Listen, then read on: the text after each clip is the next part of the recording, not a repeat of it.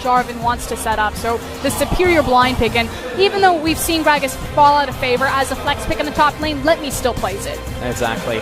And MLXG at the same time, you know, he's got the carrot on the rope there. He sees the Elise, and he's like, oh, I could. But at the same time, Gragas is just a little bit too strong right now. And what we're trying to achieve. Tristana and Cho'Gath, though, from EDG, so another takeaway. And this is a team that can pick themselves Jarvan. Pulse, they have permission if they choose. Already a lot of protection. I've talked about before how Cho, you know, playing front to back in a 5v5 can fill a lot of the responsibility that Cassiopeia brings, because it's so hard to get back onto the Tristana. If she's sitting there, she's holding Cho'Gath's hand, he's got the massive silence, he has the massive model, he's got the slow and the Vorpal spikes, he just automatically makes the backline safe.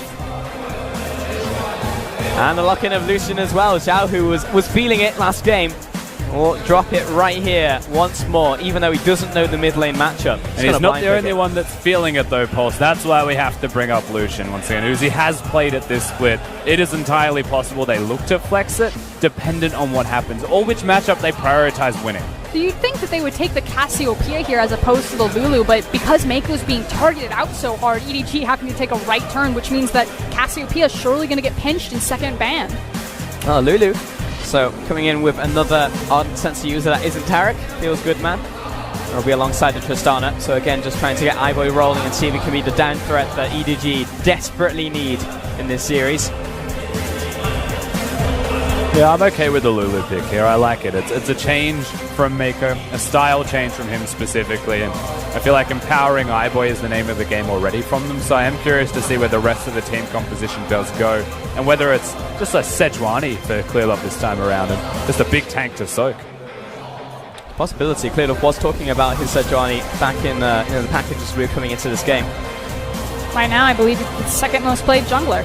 Yeah, behind Kha'Zix, which has just been banned out from RNG. It's right behind Rek'Sai. He's played one game more Rek'Sai than his Sejuani.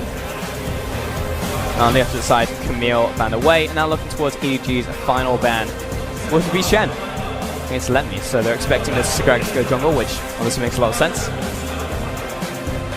And Sejuani. So there you go then. Yeah. And maybe the prophecy was true from the pre-game. Just pick Rek'Sai and follow him around. We might actually have to see that. There are other options though. This is one of them. Seemed a bit hesitant though. It is an option. It is. I wasn't wrong. I mean, it's been locked in, so it's just a confirmation now. Jarvan for EDG once again. It feels a bit better in this composition though, because it's not just Clearlove as your primary engage tool. Naturally he's going to be flying in there, but now Mouse has a lot more power in his back pocket. Except for that, that's going to hurt. Ooh. Yeah, picked top lane into the Cho'Gath. We've seen this from the Shy a few times. And we know the cannon has a grand time. It does usually indicate that it's an AD cannon though. Yep. And it has been locked in as well. So yeah, that should be an AD cannon actually. Taking a page out of Fnatic's book. Leader the Ruin King. Build all the health you want, Mouse. Hang on. He's done it again. I almost thought it was going to be the Vayne. I was like, come on, set match point for RNG. Give me the Vayne. Man, and it's Ezreal. We have so many auto attackers in this game. Ezreal comes out, Lucian in the mid lane, Ken in the top lane. RNG are just going all for those AD carries. Yeah, even Gragas auto attacks for the side of RNG. It's all going to work really nicely with Braum, and it rounds out the team composition to come together and be quite strong as EDG have finished their own. And up against it, Scout will choose LeBlanc as his champion of choice into this mid lane here. So we're going to get scrappy and we're going to start playing these side lanes. Both of these champions, Lucian and LeBlanc, can be an absolute terror if they find the advantage and take it towards the side lane. Now, historically, that's where RNG like to play their game. That's where their style has been. But this series, they've changed it up. They've looked for the superior 5v5, and they've torn EDG apart doing so. Yes, they have. We've got these compositions once again. And how are we feeling about the EDG draft? Because that's actually not something that we've necessarily criticized in a vacuum. But then when we've got into game, we've seen the execution. That's when it starts to fall apart. Yeah, the draft itself is still perfectly fine. Lulu Tristana is a good 2v2 duo, good lane pressure in particular. They should be able to push very hard. When they're against an Ezreal, doesn't even matter what the support is in that respect, they'll probably win the 2v2 lane. They'll have pressure, they'll have control. This means Clearlove on his Jarvan can look towards the bottom side of the rift if he wants and prevent MLXG from ganking But now there's a Kennen to deal with on the top side that Cho'Gath, whilst a good champion in his own right, has to deal with. Suddenly, Clearlove's very torn as to where he needs to pressure, and we know MLXG likes to pressure mid lane for the Lucian to get it going. So a lot of discovery to be decided. EDG's draft is fine. It's more about that execution. Yeah, I think we're going to double down on the mid lane. I feel like this is going to be Clearlove and Scout teaming up, unlocking that heavy mobility LeBlanc, and then getting her bot lane. So we'll see. Maybe he throws Mouse a bone, but I feel like this Cho'Gath is about to be left to his own devices. Yeah, I do feel like we really have to track those junglers in the early game. Like, it's just crazy to me that Clearlove has played more Jarvan in this series than he has in the entire Summer Split. Like, let that one sink in. Like, they just suddenly feel like Jarvan is the champion for them. And here's the thing, Clearlove has veteran status. He has a very powerful voice in the team, so if it's him making the decision saying, I feel confident enough on this champion, I mean, we can sit here and say, get off the Jarvan all we want, but ultimately, he's the guy on the seat. And he is engaging for them when he plays the Jarvan, which helps a lot when you're a shot caller for the team. So that's good for EDG. When you contrast that RNG's team composition, 3 auto attackers, as you mentioned, with a Braum, but also namely a Gragas with a Braum for disengage, but they both double up as engage tools. And it's a difficult to execute composition from RNG. They've already proven that they can execute hard comps. Well, perhaps the final time tonight. We are about to head onto the Rift. The crowd behind RNG, because they are at match point as we head onto the Rift between RNG and EDG. And this game, if Uzi picks it up, could not be sweeter. Not only does he get his first domestic title, this would be his 200th win as well on top of that. And Uzi can taste it, as there you go. You've got multiple Stoneborn pack users on top of the fervor of a battle. And Letme has Thunderlords and has ability power in his runes, so perhaps it isn't going to be the AD Kennen that we like to see from the Shy, and perhaps we're all corrupted because it's just the Shy that's the only one that plays it in our league. But there's a very real chance that he does go towards the AP Kennen, even with that Doran's Blade as the starting item. Oh, I would love to cast some AP Kennen, because we just don't get that in the LPL. We had one AP Kennen, a single one, and he fed relentlessly. I remember. So, it was Sin and Gaming, to be fair. I was going to say, Marn left our league. Yep. Well, in his wake, we have a challenger team. So close and so far, Marn. Well, let's see. Let's see if it is that build in the end, because naturally, even if it is an AP Kennen, we won't know until a bit longer. Since 2 minutes in, they've decided to start their chance again. That's how into it the crowd is. I mean, this is it. Uzi has the largest player fan base in China. You heard him. The Uzi fan club section, because it is a section in the stands, is losing it right now. That is RNG. Yep. And that Popping section off. is right next to us. So if you stop being able to hear us during the cast, then you know why. And we all know why they're cheering so loudly. It goes without saying, doesn't it? As so far, as we said we're going to watch where the jungle pathing begins, it was blue buffs apiece, as red buff is also secured by Clearlove. They're about to meet near the Scuttle Crab, however, so this is the first real interaction potentially between them. Yeah, inside track for Clearlove, though. He doesn't stop He's for there Scuttle. very early. And he's gotten underneath the vision. Got the level 3.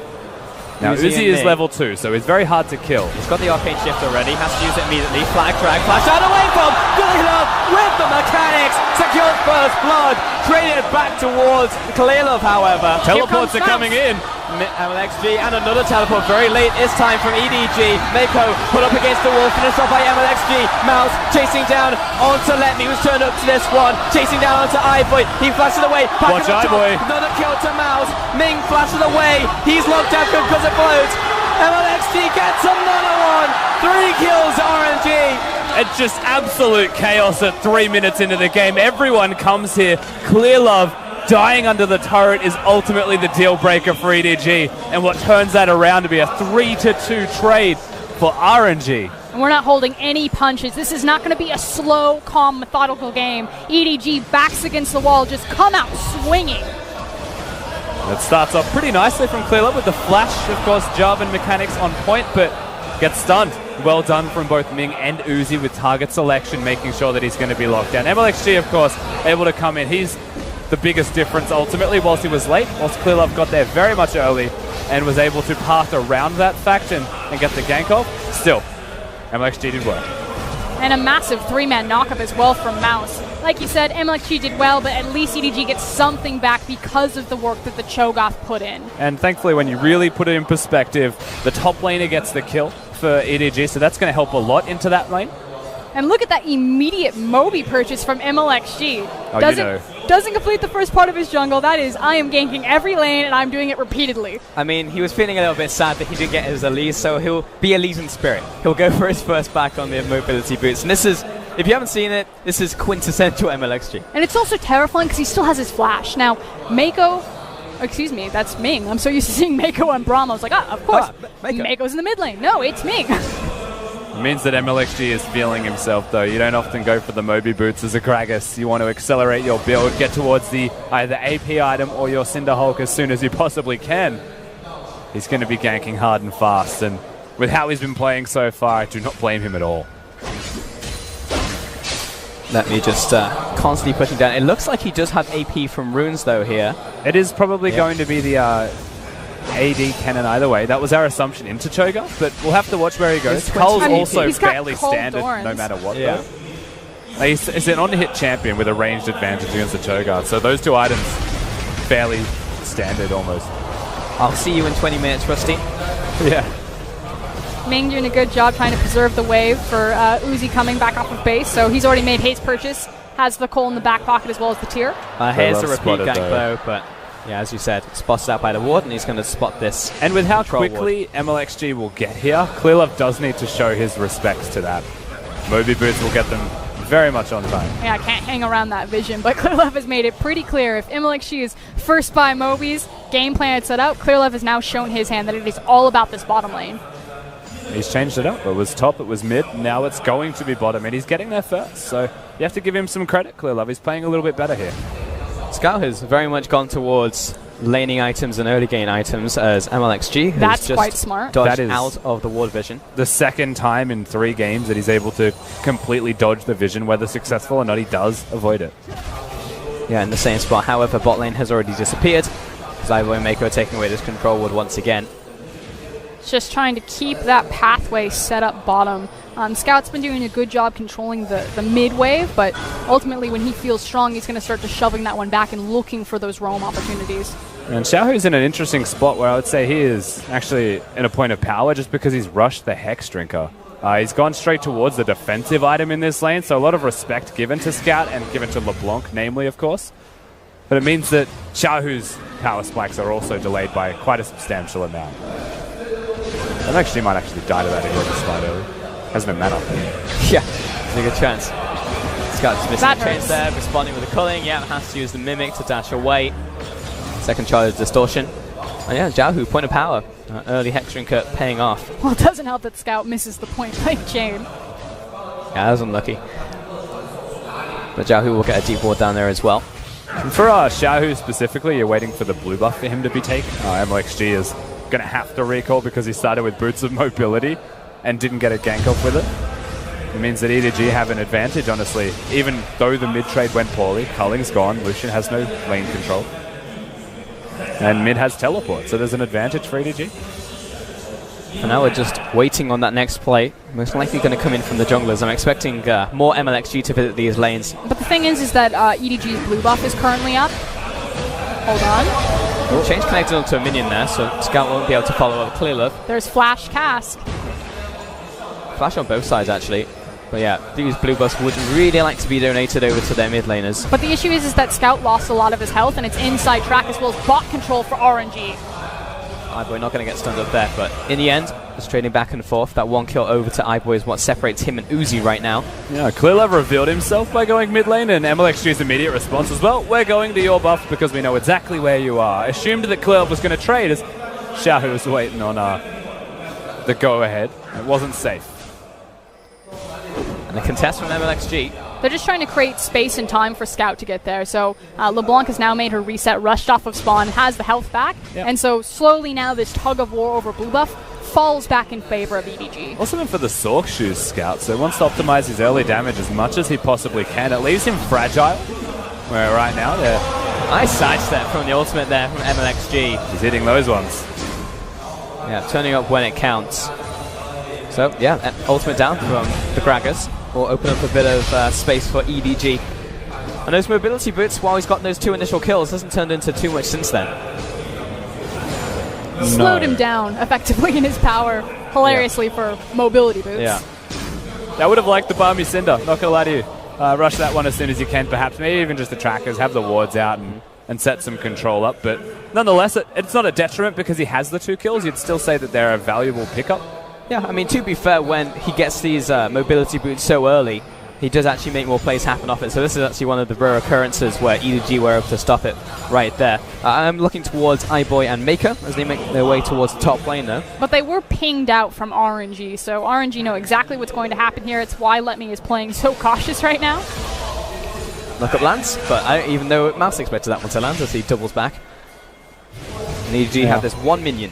Exactly, yeah. 1 caster minion. It's not that Uzi has more minions. He's not going to have Ming nearby until the next wave either, unless he just, you know what, he's going to have Ming nearby. There you go. And they're going to try and, effectively, it's a race, but it's a race that RNG know they'll lose. Oh, instant engage though from RNG. That's so much down to an slicing Maelstrom. Ultimate used as well. The cunning coming in. Mako locked in place, but RNG don't solidify the kill. Here comes Scout. He wants to assassinate. Jumps onto Let Me. Gets that kill. He's crazy. He just don't.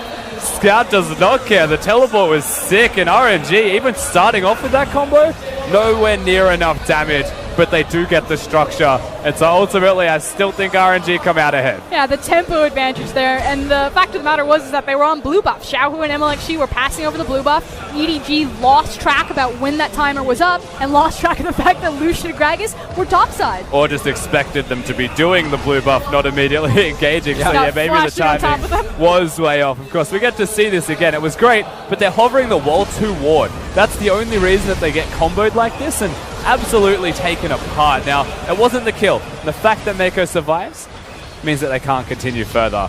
And then Scout is just an absolute man. Look at him. Flash, distortion, sigil, into dead. You've got to love it. What I call a true combo right there. Good stuff. So salvage a kill, get the tower. Will be Dragon going over to RNG, however. Unfortunately, it is just a Cloud Dragon. Table scraps comparatively to the battle that we're going to see over these mid towers as well as the Rift Herald, since all of our outers have gone down. Well, we've traded outers.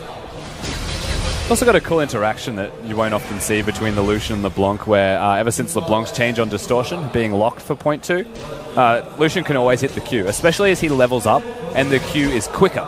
So early game, there might be a chance LeBlanc outplays it by walking and dodging, but as the game progresses, you ever distort forwards, the Q's hitting. Will be something in the back of his head for sure. And iBoy and Mako have turned over to the mid lane. This is their lane now. He's pushing this one out. Uzi is in the top lane, farming by himself. Herald is still going to be an objective that both teams are looking towards.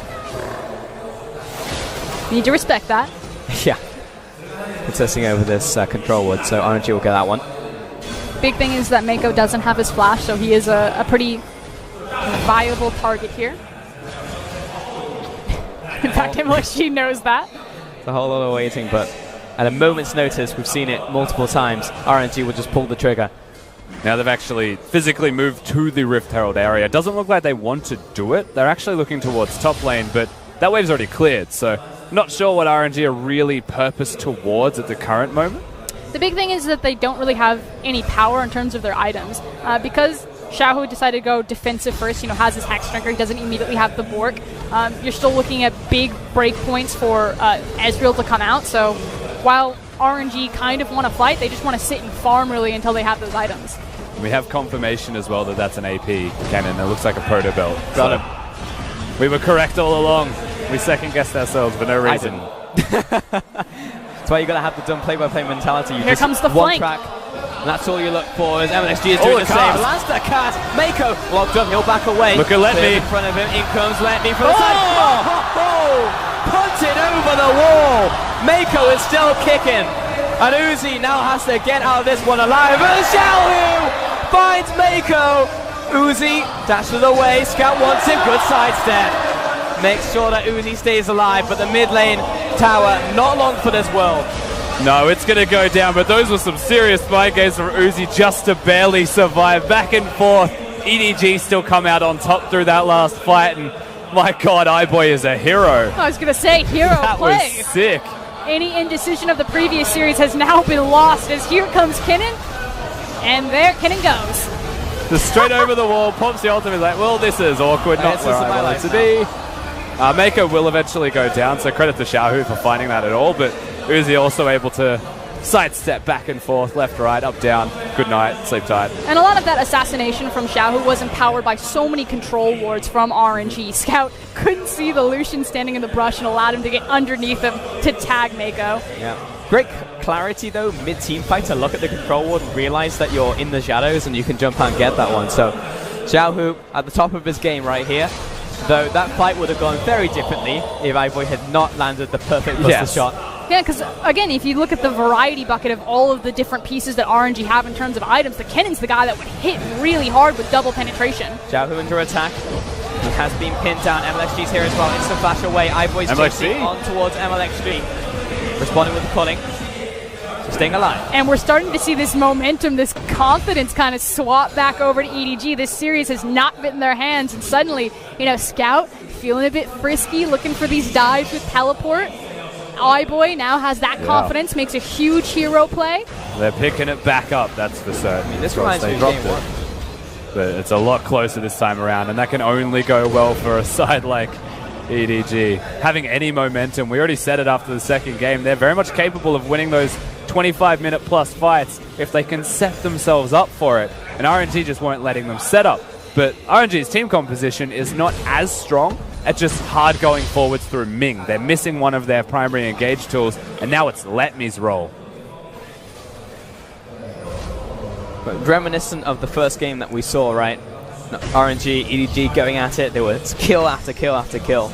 More kills than minutes. EDG still, though, within touching distance. I think probably the first time they've had the gold lead this entire series. Maybe slightly in game number one, but... Oh, it was 12 minutes in game number one. I'll give you that, but... Yeah, still behind, though, in this game, unfortunately. Ardent Sensor now complete on Lulu.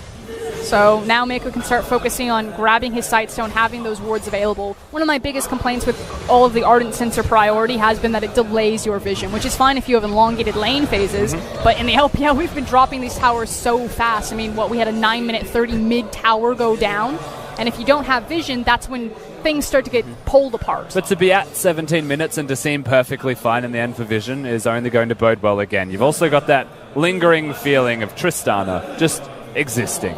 And with a Lulu with Ardent Sensor now to protect that Tristana, I mean, iBoy can hard carry this entire game right now. Here comes the teleport. Let Me caught by himself, pops the ultimate early, but Scout has just picked up his Gunblade and he wants to use it out on the top laner. Down goes Let Me, another kill to Scout. Great teleport, honestly, from just Scout. Whether it's communication with Mouse or not, he's in the right place. He picks off the cannon. No chance there for Let Me at all. And both these mid laners, Xiaohu and Scout, do have a reputation for their ability to play side lane. So finally Scout gets his hand on a heavy mobility champion. I expected Corki, I expected Talia, and we haven't seen it this series, but we finally got one. Yep. It's about the roams in the end. You know, get out of that laning phase and start hunting some targets. The Dragon will be on the agenda for EDG. This will be a Ocean Dragon for them. So far the AP Cannon has not been doing so hot, though. If he connected, been really good ultimates and disengages from EDG. Yeah. Again, if he connected with that ultimate, he would have been doing real hot. Yeah, it would have been a full team fight for RNG, and it's amazing how that one mechanical play can make the difference ultimately from the Tristana. But in saying that, he also didn't have his flash during that fight. Yeah. Has it now, so can make the plays. Yeah, knock me out and I'll just jump back in again. EDG trying to retreat as a unit. They can also just roam down to Scout, though. He's prepped the wave for later. Yeah, we'll get back to that one. Xiao, who's chilling in mid lane, just taking away these minions, but sees the rest of EDG encroaching on his position. Yeah, it's a tug-of-war over positioning. EDG starts to cheat down bottom because Scouts prep the bot wave. Xiaohu then immediately pressures forward, and this is what Xiaohu's really good at. Again, both these mid laners are so good at absorbing and redirecting pressure. And knowing when to disappear into Fog of War as well. He had MLXG nearby, and instead of getting those last 4 minions, he chooses that as his moment to back away, and it's clipping the wave before EDG get to the wave to use it to push by any means, and then EDG recalls. So perhaps you buy an extra 30 seconds as a result of all of that. And it's the little things like that that help buy RNG more time, where EDG are building momentum. Right now we're just looking at item spikes as well. MLXG just has a run-in with the Scout Ghost. Yeah, double items now from iBoy. Similar stuff from Uzi looking towards his Triforce, it looks like. Now, MLXG still has the Rift Herald, and we have seen some LPL teams in the past use it as a big distraction point to then move in towards the Baron pit, deny a lot of that vision. But they need to be very careful about where MLXG is postured on the map, simply because they're now looking across from the Cho'Gath. You know, you leave EDG alone with that objective. Tristana sitting on 2 items. Cho is alive and well. Scout. Just trying to find someone, see if we can get a cheeky assassinate onto Uzi. I'd very much prefer the Gragas to use his Herald on the mid lane outer turret, but then it needs EDG to be going for something else first. And Mouse. He's hunting. He sees a stack. There wasn't a cannon. Oh, sliced away. And for the first time, it feels like this series, EDG are driving the tempo. That they're in full control. And Xiao is kind of the one-man army trying to find any sort of counterplay or countermeasure. Oh, there he goes. And MLXG is just turning up top lane, and it's only Scout to defend. This tower's almost certainly dead if Xiao just gets another couple taps on it. It's going to be close. Clearlove's kiting up underneath he'll get them. the turret. But this is the scare. You're absolutely right. Clearlove is coming up. He's looking. Oh, it doesn't connect the chains. Now, it looked like a fantastic barrel from MLXG for the disengage there. And Herald just going in. Second charge. Not going to be as damaging. Scary close call, though, for RNG of Xiao, who, if MLXG get caught out there, it's immediately towards Baron. But it pays off, like Rusty was saying. They wait for EDG to overcommit on something. It happened to be the red buff, and then take little increment advantages back. And it was on the right side of the map because, like, whilst it's scary that if they die, Baron goes over, that's well and truly a big scare for them. They're also close to the Baron. They're also close to their blue buff. Like, everything's spawning at the correct time for RNG, all things considered. And Scout goes for the kills. Clearlove comes over, they immediately go for the kills, and the Herald just smacks the turret a bit and still takes it. And it's RNG evening up the towers, but still staying ahead in gold if ever so slightly. Now equaling up on those item power spikes on top of that, so RNG are still in fighting shape. We head in towards the next fight. I'm sure Let Me would like to spread about before we get there, though. They're in fighting shape, but they're against a level 12 Tristana. It's iBoy. I mean, it basically is. But he's got his 2 items as well. Who kills him is the question, right? And you look at the other team, and it's like, well, Xiao or Uzi can be heroes and go forwards, but they get 1 chance or they die, and then Let Me has to try and kill him. But he's the 0-3 member of the team for RNG. So I don't know if they'll ever want a team fight. It makes the Hourglass that much more important down the line for Let Me, but he still has the Proto Belt in front of him, so this is like a massive gold investment for the Kennen to even be able to approach thinking about those fights. It looks like it may even be a Void Staff next. Needs that damage right now. And yet they still maintain the gold lead. RNG. RNG. It's just RNG things. I was happily farming in a side wave, hoping that maybe Let Me decides to make a play on this overextended Cho'Gath, so Scout can come in and I don't think he needs to overextend. They could just kill him. Or they could just, jump on top of him, forces the flash, Let Me down to half. Flash after, coming in for the feast, but misses the rupture. Alright, we'll just walk up and feast, and that's fine too. Now they're committed. Here comes the reinforcements. The cavalry is on its way, and EDG are running towards Baron. out, but unfortunately, Mouse not going to be long for this world. He's tanking teleporting. so much time. And Scout will make the cross-map play here. Who is actually at Baron to contest? It's just Xiaohu. Xiaohu. It's down to half already. MLXG, we'll see if he can get in range in time for the smite. Xiaohu's trying so hard. The feast was used. Comes in, and it's secured by iBoy. EDG will get the Baron, but that was messy. That was terrifying. Clearlove still has his smite, so didn't even use it. Mouse used the feast bottom, so they didn't have the Cho'Gath secure. That was within a hair. And it was a Tristana auto attack that ends up securing it from iBoy of all people. And just like that, EDG, they get what they're after. The play was forced bottom, the teleport play, stock standard from the strategy book of EDG. And whilst the execution, maybe it wasn't perfect, it was successful. It was. That's what we said at the start, right? We're expecting the Baron play to be good for EDG, the objective control. RNG will get themselves a Constellation Mountain Dragon off the back of that, but still, EDG, they did it. And, history is written by the victors. It doesn't matter. Those spikes went down, and iBoy somehow managed to pick it up, because now they're able to ram it down the mid lane and start picking up some objectives. And finally, they have the gold lead, so 42 on the board for EDG. It's been a long time coming, but New wind back underneath their sails. 3 items apiece as well for the Tristana, who's pretty close to beyond killing as Lulu continues to support him further. Mako's just going to put in work and be his best friend. Jarvan, actually just an ult bot to protect him, and Mouse and Scout free to do whatever they want. Xiaohu and Uzi are going to have to go absolutely Super Saiyan if they want to turn this game around. I mean, we're looking very much at the short term right now, the small picture, but EDG need to reverse sweep RNG. That is what they need to do if they want the finals. And it could start here with this Baron buff as they move towards the bottom lane, disengage from MLXG. Means the keg is gone, whilst the disengage is okay. I don't know if it buys them enough time. No, that one minion stayed alive at the back. Just allowed EDG to just hammer that one home with iBoy at the helm. Still a bit clumsy in terms of the tower aggro execution. You know, iBoy grabbing it first before, okay, clear left, get in front of me, there you go. I mean, amusingly, it was also a cannon that MLXG cast towards the turret range that also helped them secure it, of all things. EDG are just strangling RNG of every objective they have as he gets a nice bit of damage down onto Scout, but that's all he will get for now. Still doing a sizable amount of damage on this Ezreal pick. Yeah. Like, it looks like EDG's game to lose and their composition scales so well, but I'm not ready to count RNG out yet because of the damage that Lucian and Ezreal are able to output. Always got to respect the AD carries, and plus at the same time you have an AP cannon.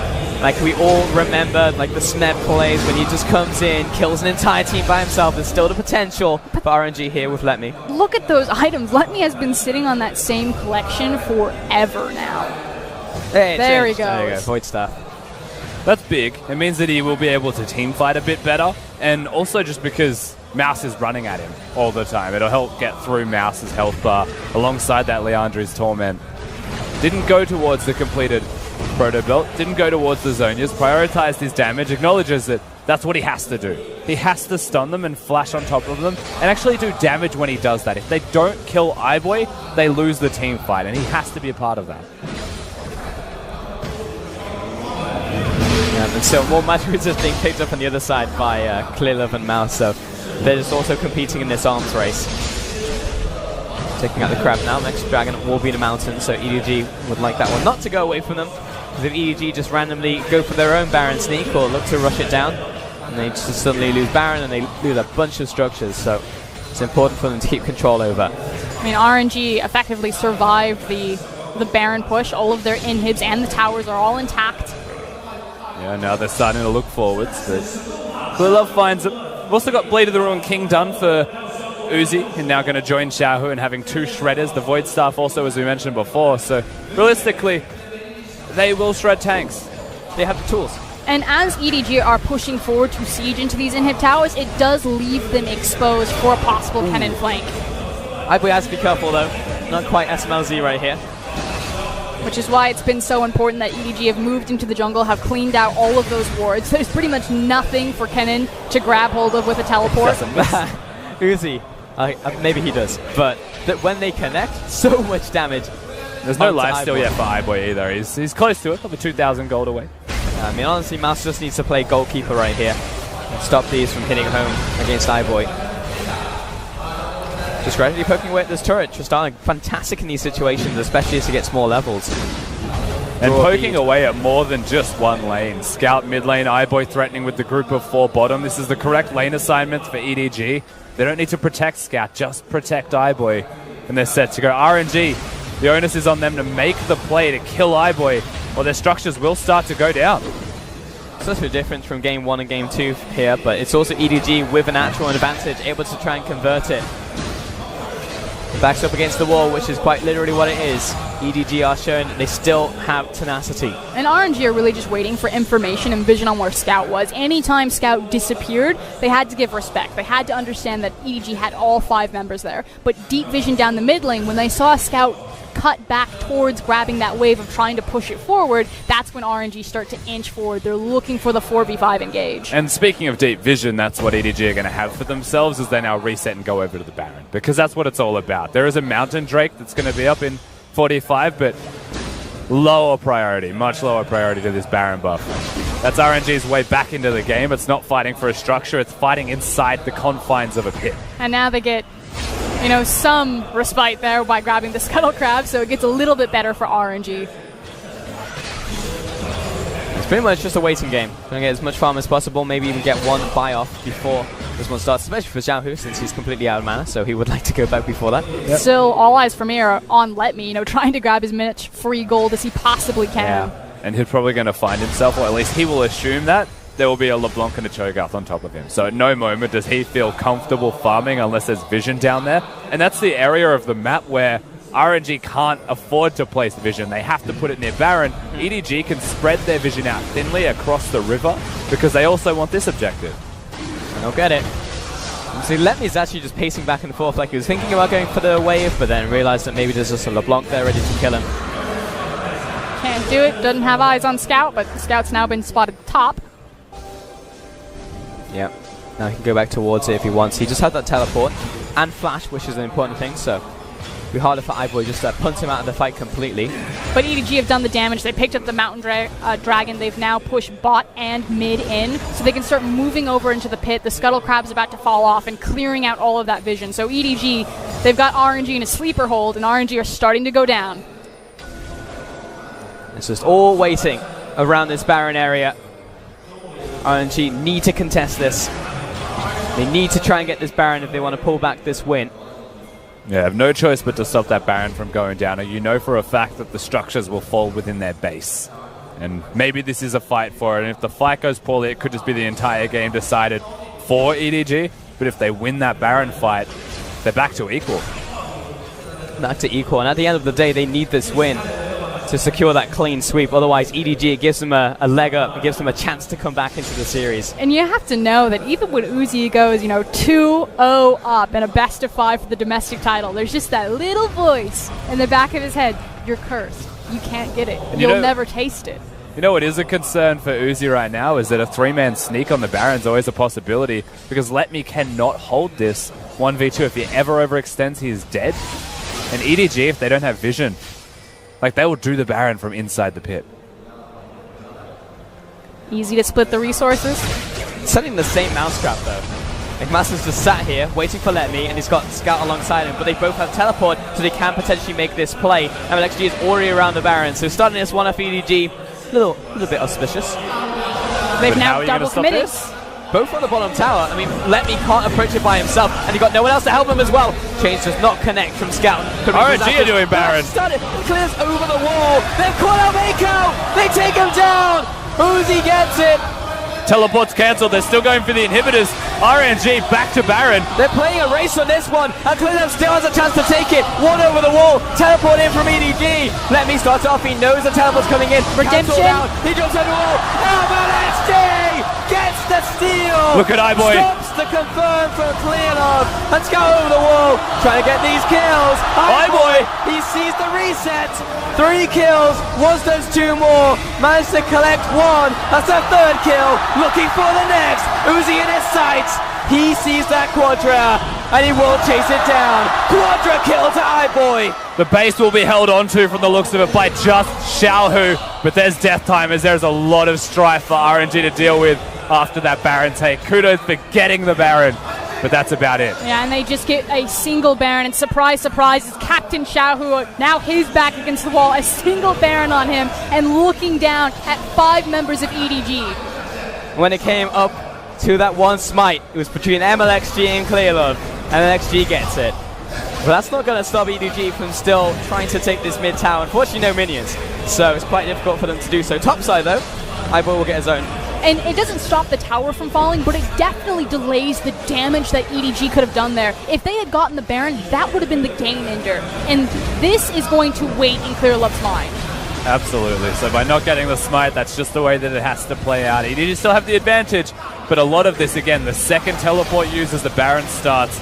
Let Me, he tries so hard to catch him as he ults in, deter them from getting it, but miscommunications between the rest of RNG and Let Me means that his ult is for nothing. And then iBoy free hitting with Hurricane this entire time. Yeah, and it's iBoy so easy. the cleanup. See so many low members, and actually the tick the red buff managed to finish off the cannon, and that gives the resets. Of course, RNG separated nicely to ensure at least someone could recall. Xiaohu is always going to be that member. At least they have one Baron. But they also just gifted that Quadra over to iBoy. So for now, RNG able to hold on as long as they have Xiaohu with them. They will be able to prevent these minion waves from doing too much more damage, though EDG are still bearing down on them. Tristana is full build after that fight. He has every single item completed. The only thing left is to sell his boots for another. How do you stop that? I mean, you don't really. The scout was trying to put some damage on towards MLX. He has a lot, actually, as a tanky member of the team. Mouse is going to eat all of these culling shots. Xiaohu still stepping forwards. This is so much damage from iBoy, though. Actually, guess the ultimate up, but he didn't pop over the little bit of rubble there. It might have just been saved by the terrain pulse, with the looks of it. RNG missing that cask means the inhibitors will just go down. Really unfortunate because, I mean, they hit it on the right target at the right time. But he just happened to be standing there. But EDG still very respectful. They have their health. They take the 3 inhibs. They're now resetting the map. Elder will be spawning in 47 seconds. So there is still a chance for RNG to come back in this game. There always is. Always is.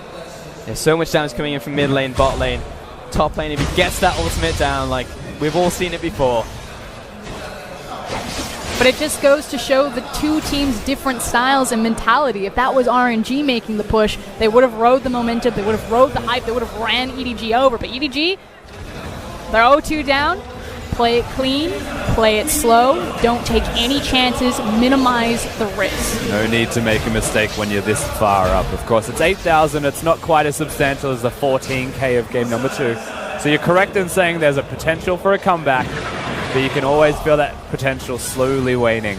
Which is why this control is so important. Again, if Clearlove's now lost both smites on the Baron, he's had a very rough couple of games this series. You need to control the creep waves. Make sure that MLXG doesn't even get an opportunity to look for a smite steal. But frankly, with triple inhibs down, RNG are definitely up against it. EDG have all the momentum in the world here.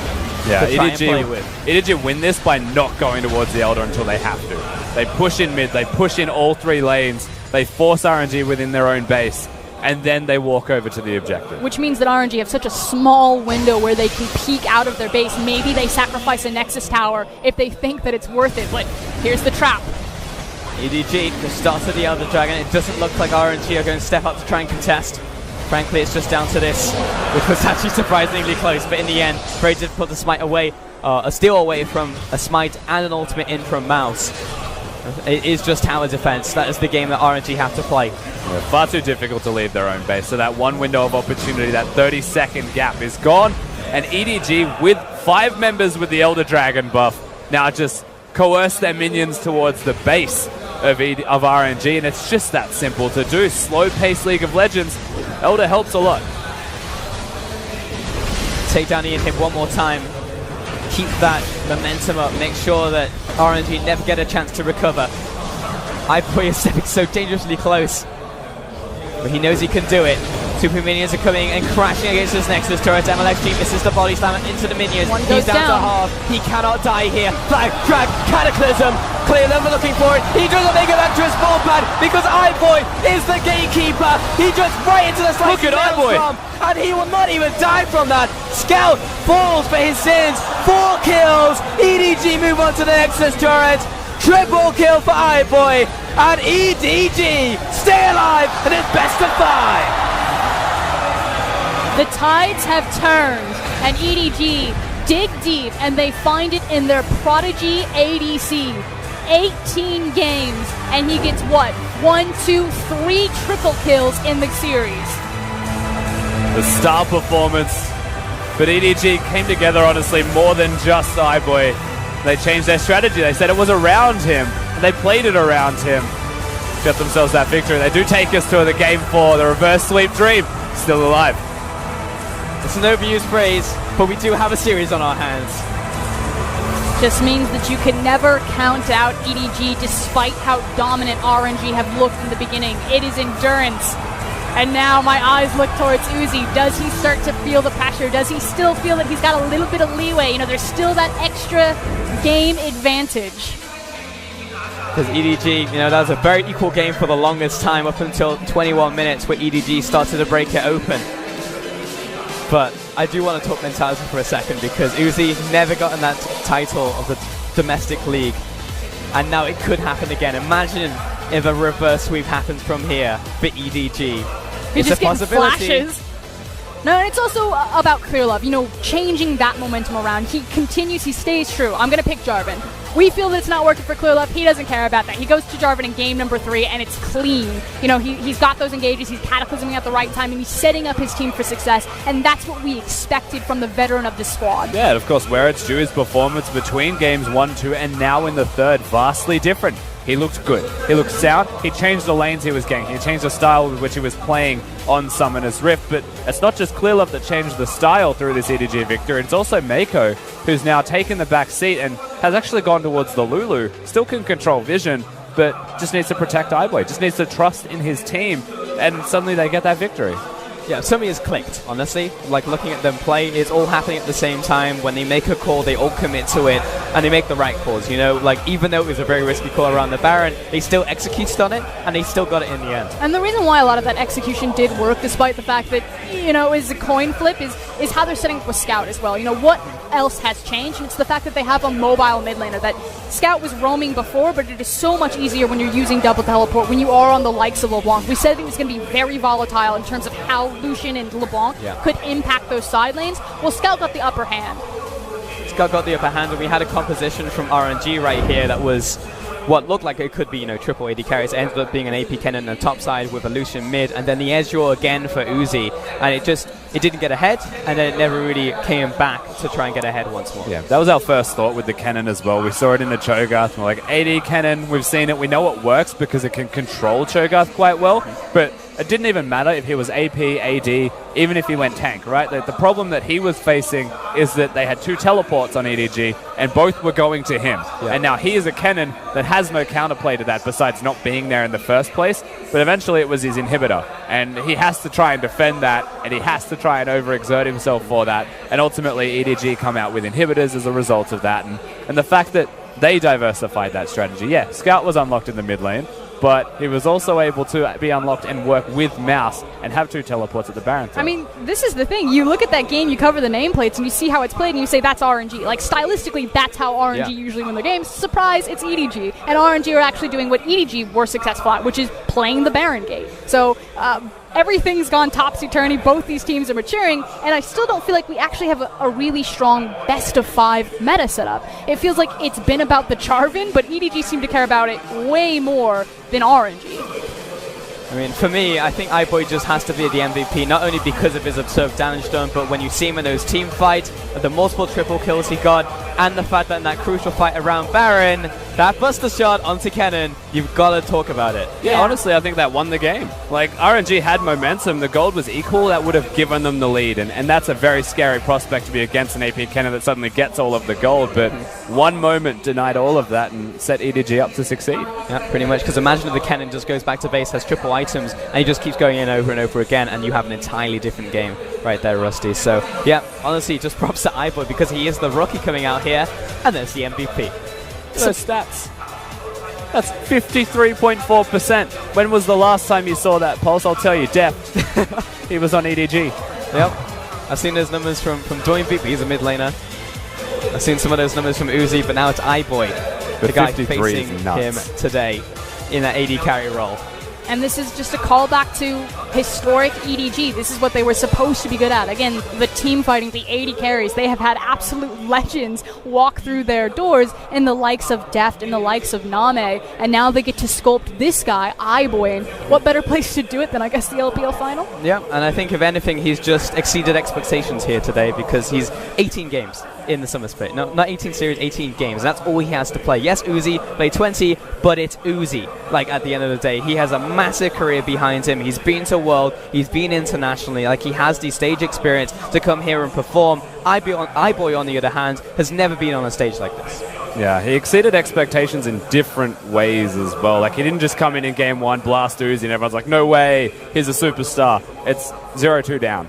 And that's when he manages to show up to play. When EDG need him the most is when he shows up. And that, to me, is a really big sign for him that EDG trust him, that they're able to do that when 0-2 down, and that he can be trusted and he can perform when the team sets him up to do so. Yeah, and it's not just, making those big plays, finding that key ultimate. It's the fact that, like you said, Mako took a backseat. He's been banned out very heavily this entire series. In fact, if there is a meta of this series so far, it's been ban Mako, and he looks towards the Lulu. He has the confidence. He gives the power to that rookie. Yeah, he managed to step up when he needed it most. And right now, we said it during game, but it has to be a reverse sweep from EDG, and they've taken the first step. And the first step was the Baron when they took it, then he follows up with the push, and now they eventually took the game. But they need 2 more